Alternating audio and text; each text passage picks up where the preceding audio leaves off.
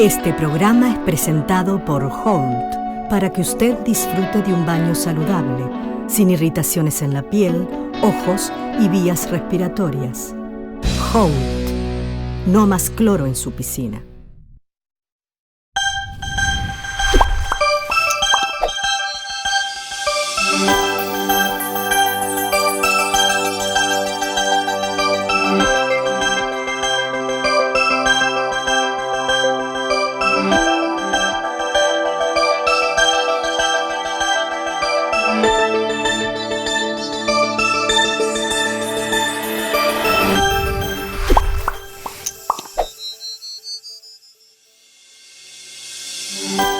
Hola, ¿qué tal? ¿Cómo les va? Les doy la bienvenida a este nuevo programa de Hablemos de Salud, que comenzamos en el día de hoy hablando sobre ginecología.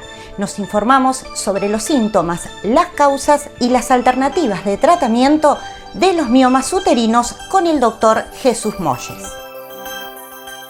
Los miomas son estructuras, nódulos, bolitas de fibrosis, incluso en el idioma inglés le llaman fibroids, de fibromas, porque están llenos de fibrosis.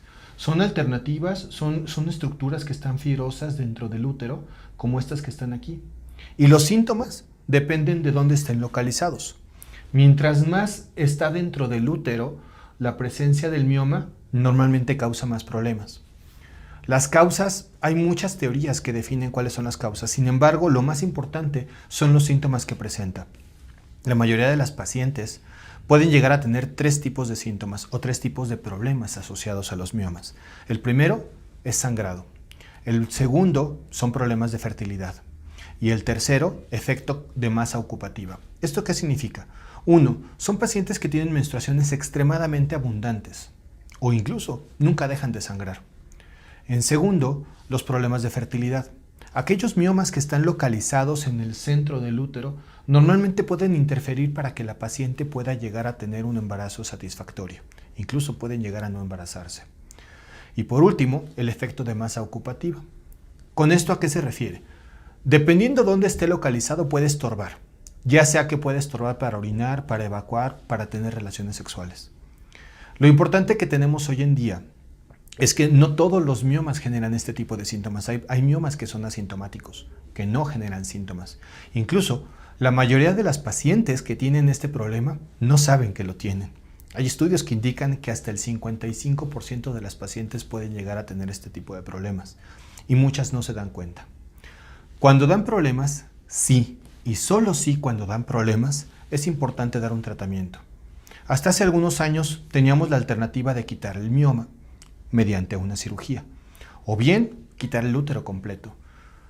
Hoy en día tenemos alternativas más conservadoras. Por ejemplo, un ultrasonido de alta frecuencia que con altos movimientos ultrasónicos puede destruir el mioma. Esto sirve cuando el mioma no es muy grande.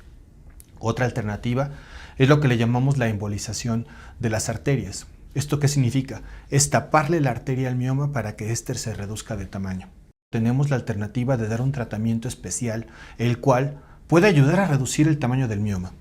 Esto es importante, ya que la cirugía puede ser mucho menos agresiva si podemos dar este tratamiento por algunos meses antes, y esta reducción del tamaño permite que la extracción del mioma o bien que el tratamiento de fertilidad sea más satisfactorio. Lo más importante de saber es que antes pensábamos que los miomas se tenían que operar siempre. Hoy en día sabemos que tenemos alternativas.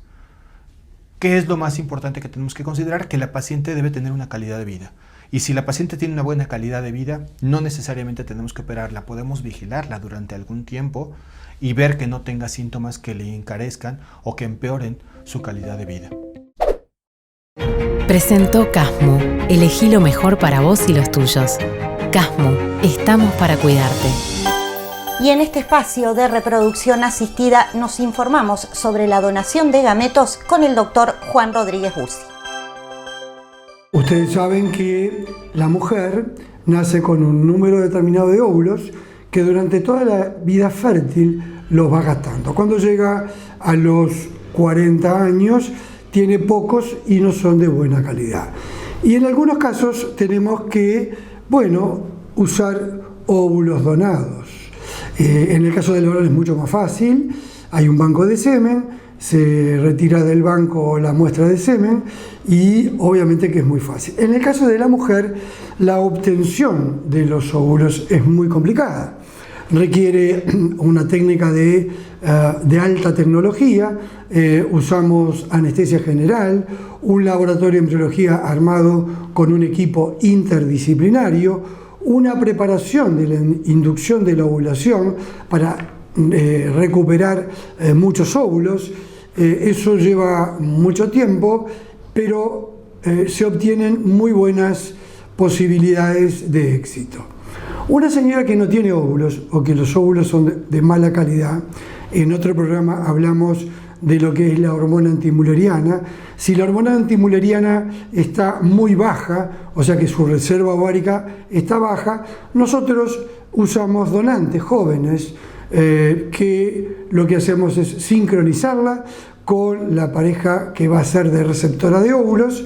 Estimulamos a la donante el ovario para recuperar los óvulos y estimulamos el endometrio de la receptora para poder implantar un embrión. Se recuperan los óvulos en forma sincronizada con la receptora, se produce el embrión con el esperma del esposo y luego se implanta en la receptora un embrión que va a ser genéticamente de una donante y genéticamente de su esposo. Se obtienen muy buenos resultados, mejores resultados que con sus propios óvulos. O sea que es una instancia que la usamos frecuentemente.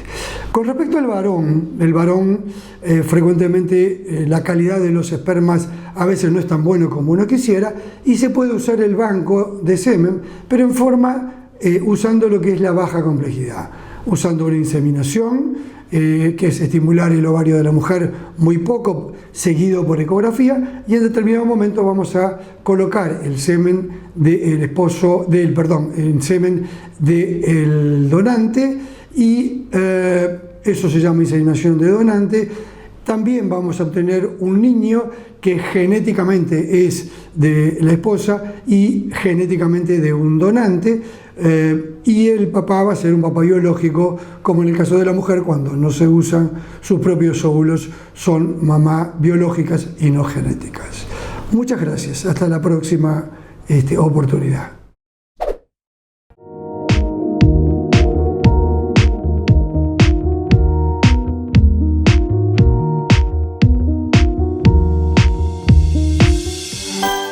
En este segmento, la doctora Andrea Ascate nos habla sobre hipo e hipertiroidismo, enfermedades asociadas a la tiroides. El tiroides es una glándula endocrina que se sitúa en la cara anterior del cuello y tiene forma de mariposa. Sintetiza distintas hormonas que van a participar en múltiples funciones de todo nuestro organismo. Podemos tener enfermedades por exceso de hormonas, que sería hipertiroidismos, en el cual nuestro cuerpo está acelerado, sufrimos de taquicardia, sudoración, pérdida de peso, aumento de apetito, aumento de la frecuencia intestinal, insomnio, y a veces también va acompañado de manifestaciones en los ojos como apertura de los párpados o sensación de cuerpo extraño o de picor. En caso de padecer estos síntomas hay que acudir al médico para realizarse una analítica. En el caso contrario, cuando tenemos menos hormona tiroidea en sangre, estaríamos hablando de hipotiroidismo y nuestro cuerpo está ralentizado.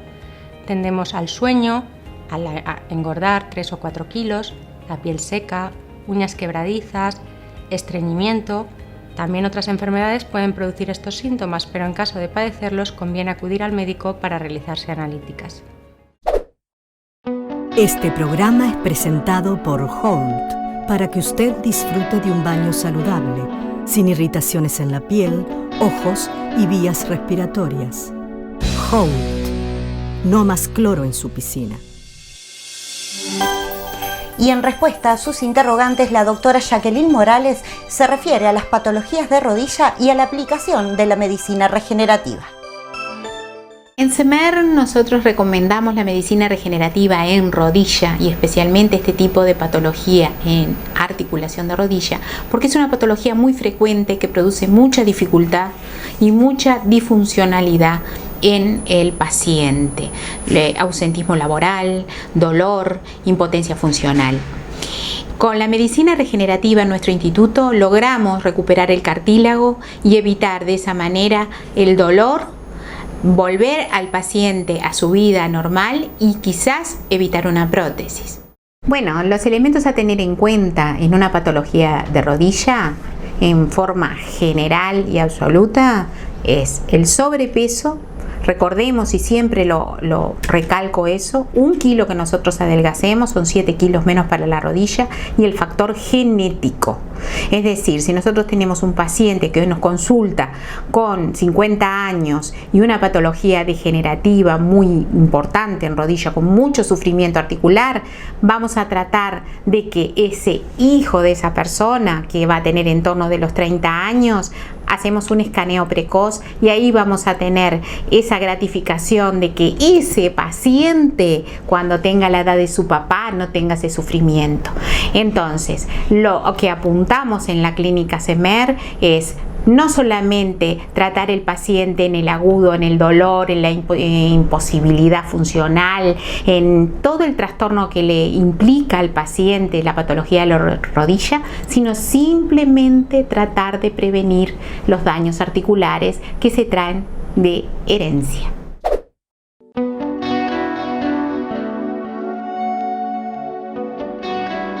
Para mi familia, siempre lo mejor.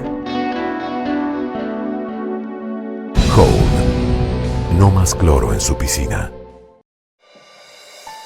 Nos gustaría volver el tiempo atrás, pero no se puede. De todos modos, somos afortunados, porque la solución no está lejos, está en casa.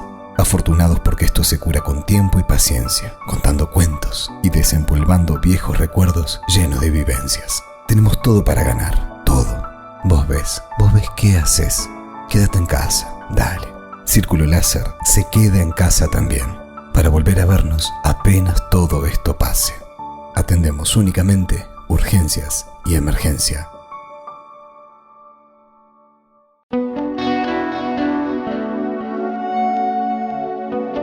Tengo el cabello natural, suave y la piel tan fresca.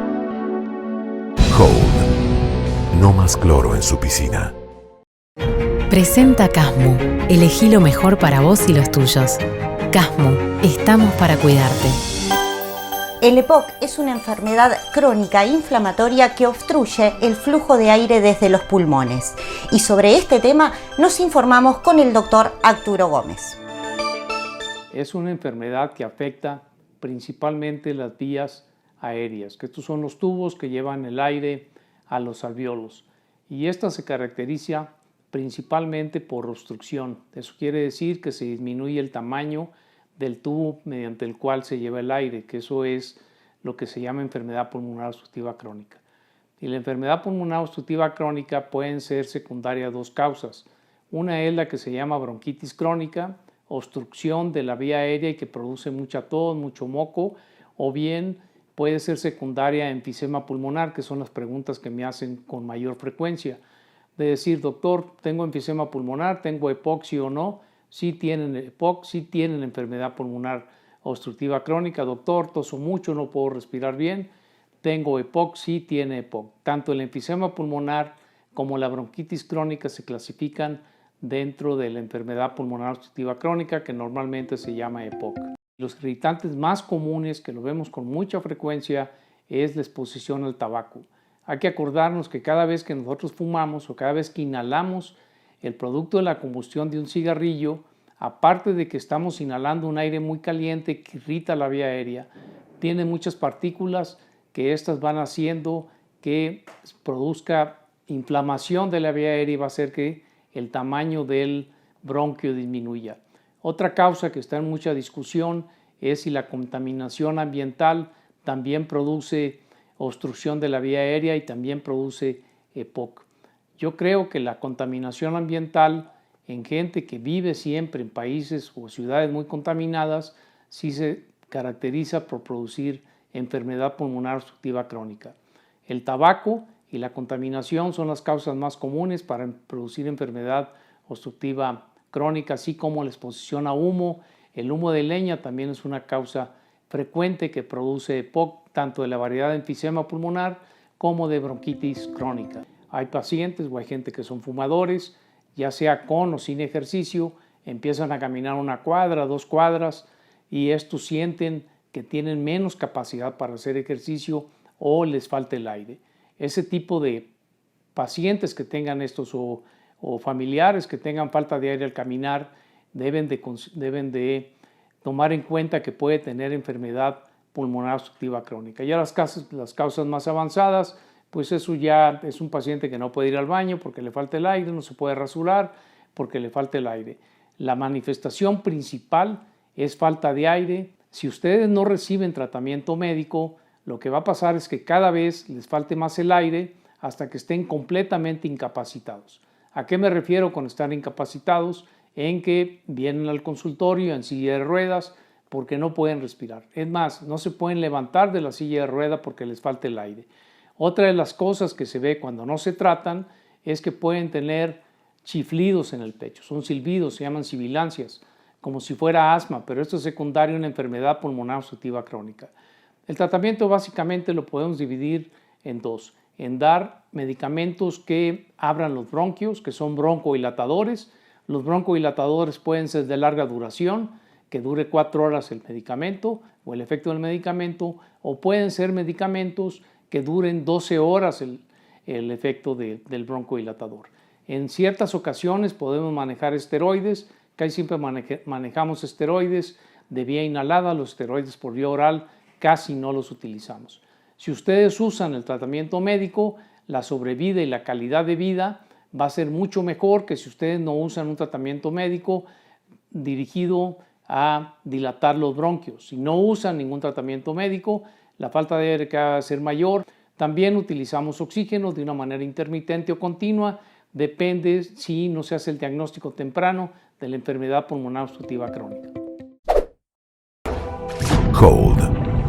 No más cloro en su piscina. Y sobre los ataques epilépticos hablamos con la doctora Natalia Martínez. Una crisis epiléptica es un episodio brusco en que las neuronas, las células nerviosas del cerebro, descargan anormalmente y producen una transmisión alterada del impulso nervioso. Dependiendo de dónde descarguen anormalmente estas células, pueden producir muchos diferentes tipos de crisis. La más conocida es un episodio en el que de forma repentina se pierde la conciencia, la persona queda rígida y luego presenta movimientos espasmódicos, generalmente de piernas, de brazos, de cabeza, y después queda como dormido, postrado.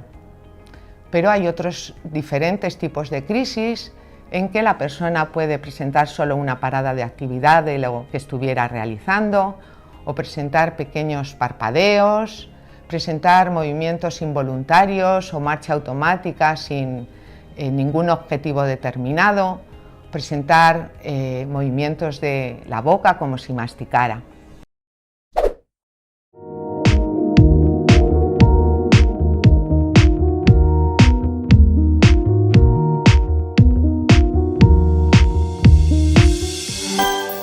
El uso de suplementos hormonales y el ejercicio físico es el tema que aborda hoy el doctor Antonio Balatti. Es muy común que los jóvenes que realizan mucha actividad física, sobre todo de gimnasio, de pesas, usen suplementos hormonales. Y en su gran mayoría de ellos la reposición de testosterona o de hormona masculina por excelencia, lo cual ayuda a aumentar el nivel de masa muscular.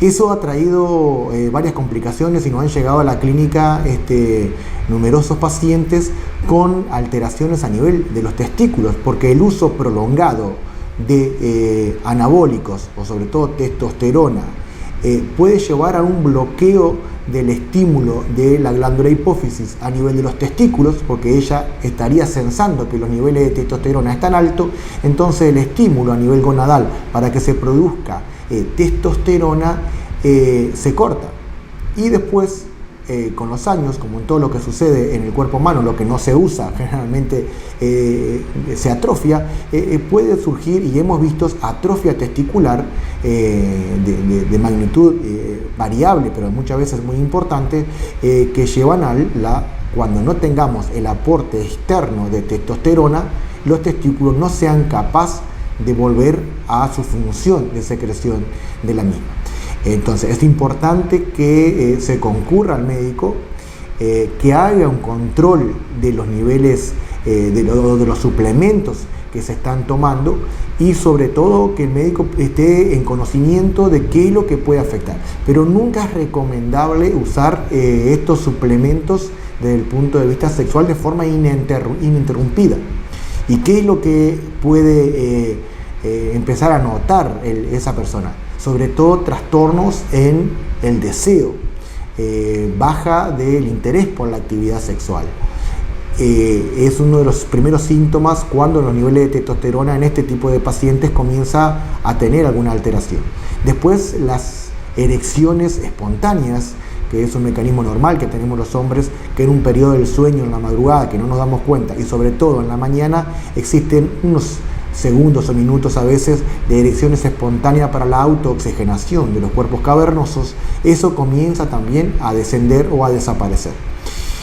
O notan a nivel físico la disminución del tamaño de los testículos o que estos queden con una textura flácida, muchas veces blanda, que no la tenía en tiempos anteriores. Entonces todo eso es importante tenerlo en cuenta y consultar al médico para poder evitar que esto siga ocurriendo y poder hacer que el testículo nuevamente por diferentes medios vuelva a cumplir su función como órgano secretor de testosterona, entre otros. Presentó Casmu.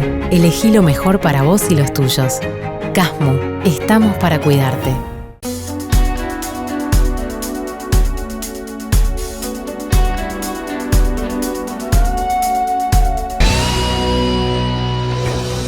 Hold. No más cloro en su piscina.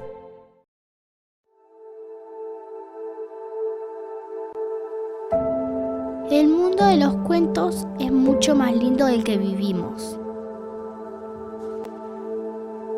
Por eso, estar en casa es más seguro. Y hoy, mucho más. Mis hermanos y yo tenemos el mismo sueño y esperamos que se cumpla pronto. Ir más allá del cielo, lejos de todas estas cosas.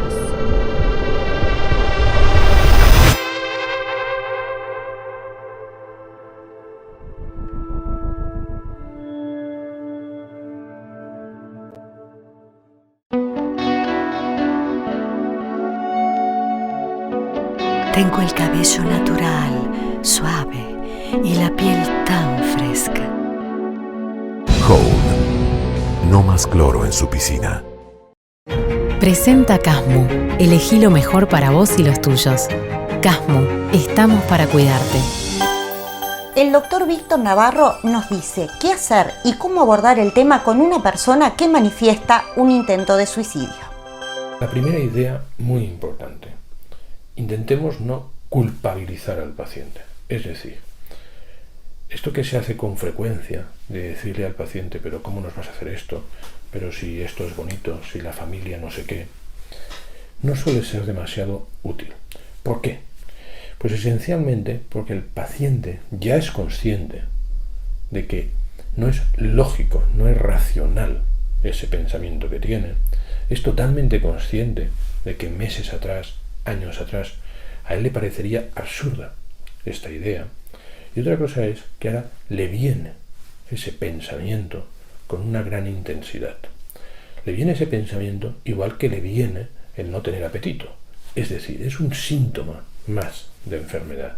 Y por lo tanto, un consejo respecto a esta primera idea es no digamos al paciente esas frases características de no hagas esto porque harás sufrir a la gente, te recuerdo que tienes unos hijos maravillosos. No hagamos esto. El paciente ya es consciente de eso y no hace falta hacerle sentir culpable. Además, cuanto más claro tenga el paciente que para nosotros esto es un síntoma más de la enfermedad, más fácil va a poder ser hablar sobre este síntoma. Y no es que nos interese hablar porque así se curan las cosas, no, nos interesa hablar de este síntoma porque es la mejor forma que tiene el médico y los familiares de saber si solo hay una idea de suicidio o si ya se está planificando el suicidio. Y por lo tanto, la mejor forma de saber dónde estamos es que el paciente sepa, igual que nos puede hablar de que no tiene apetito, nos puede hablar de que tiene ideas de suicidio. Es la forma de estar más cerca del paciente y por lo tanto de calcular mejor dónde estamos en cuanto a riesgo de un intento de suicidio.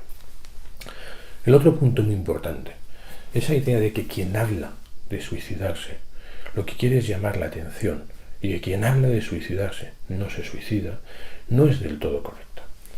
Primero de todo, hay gente, muchas personas que hablan de suicidio y que al final se suicidan. Por lo tanto, esa idea, incorrecta. Respecto a la idea de que quien habla de suicidarse lo que hace es llamar la atención, o lo que está haciendo es llamar la atención, desde luego en los depresivos, en las personas que tienen una depresión mayor, no es así. Y en los que tienen una distimia, un trastorno adaptativo, es posible que sea así, pero ¿y qué? Es decir, en vez de verlo como una cosa peyorativa, veámoslo como que es una persona que tiene un nivel de agobio elevado, es decir, que está sufriendo mucho, por lo tanto podríamos decir que hay una enfermedad o un malestar muy intenso, y luego que además, para desgracia o por desgracia para él, no sabe solicitar ayuda de la forma que lo hacemos todos. Es decir, además de estar con mucho sufrimiento, resulta que es una persona que tiene el hándicap de que no sabe pedir ayuda de una forma más estándar. Es decir, intentemos meterlo todo como síntomas, como problemas que tiene esa persona, en vez de simplemente echarle en cara que está llamando la atención y dando problemas. Nuevamente, es una forma de alejarte del paciente y lo que necesitamos es estar cerca del paciente, y otra cosa es que luego en frío podamos recordarle que preferiríamos que cuando está agobiado nos pida ayuda de otra manera. Esto ya es otro tema que hagamos a posteriori. Y por tanto, cuidado, en la depresión mayor, quien avisa muchas veces se mata. En la depresión mayor, cuando alguien dice que quiere matarse, probablemente no está pidiendo ayuda. En la distimia, muchas veces sí que es cierto este aspecto de que es una forma de pedir ayuda. Pero cuidado, nuevamente, de ahí a decir que esto es algo negativo, hay un gran trecho. Y quizás es mejor cogerlo como persona muy agobiada y que no sabe pedir ayuda de otra manera. Dos cosas graves. Y por lo tanto, probablemente mejor plantearlo simplemente como síntoma de una enfermedad.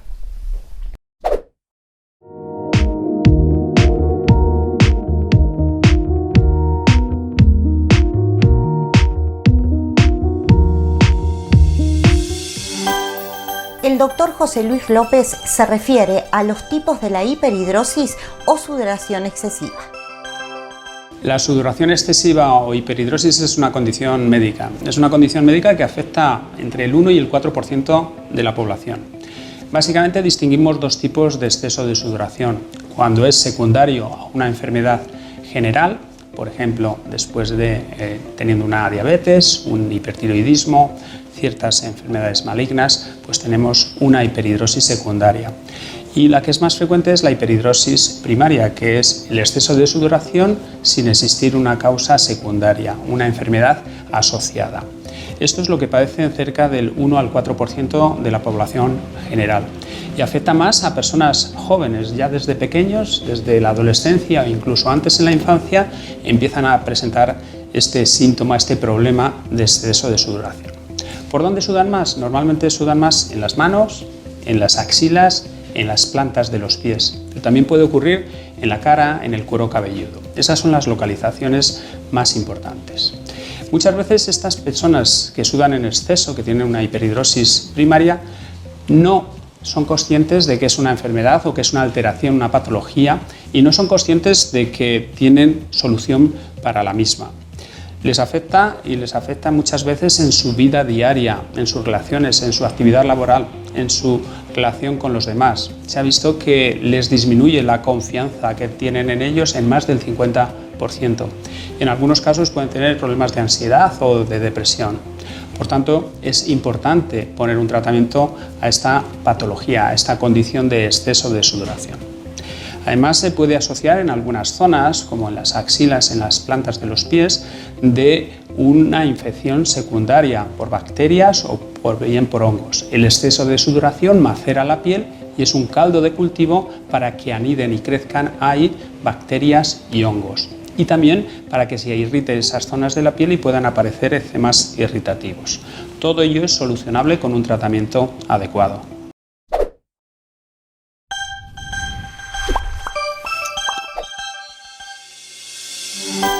Y en este espacio de odontología, nuestra asesora, la doctora Laura Sánchez, nos presenta un caso clínico de rehabilitación con tan solo 5 implantes.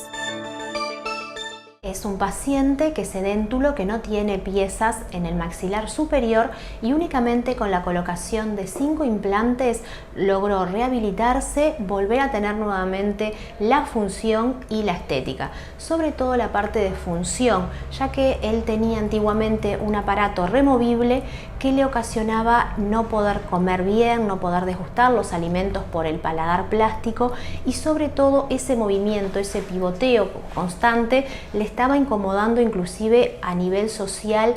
Pero en este caso lo que queremos recalcar es que con tan solo 5 implantes el paciente puede rehabilitarse todo el maxilar sin necesidad de colocar 10, 12 u 8 implantes como con otros sistemas que necesitas mayor cantidad de aditamentos luego para poder colocar los dientes. En este caso son dientes de acrílico, que es lo que queremos mencionar. Hay veces que el paciente viene invirtiendo en sus implantes, invirtiendo luego en los pernos y al momento de colocar los dientes se coloca un material semiprovisorio. ¿Qué queremos transmitir con esto? Dar otra opción de material para colocar los dientes. En vez de ponerse una cerámica, que es el material más longevo y más noble que manejamos, ponerse un acrílico que le dura cierta cantidad de tiempo y dentro de 4 o 5 años o más simplemente se cambia los dientes porque el paciente ya está rehabilitado, ya tiene su implante, ya tiene su perno y simplemente se va a cambiar la estructura externa sin mover nada de lo que ya está puesto en boca. Entonces, hablando más práctico, es como cambiar un cuadro por otro y es muy buena la opción para el paciente porque de esa manera puede acceder al tratamiento y rehabilitarse de manera completa. Este programa es presentado por Holt para que usted disfrute de un baño saludable, sin irritaciones en la piel, ojos y vías respiratorias. Holt. No más cloro en su piscina. Y hasta aquí nuestra edición por el día de hoy. Recuerde que su salud es lo más importante. Cuídese, cuide a su familia y cumpla las recomendaciones brindadas por el Ministerio de Salud. Nosotros los esperamos aquí la próxima semana a través de la pantalla de su canal.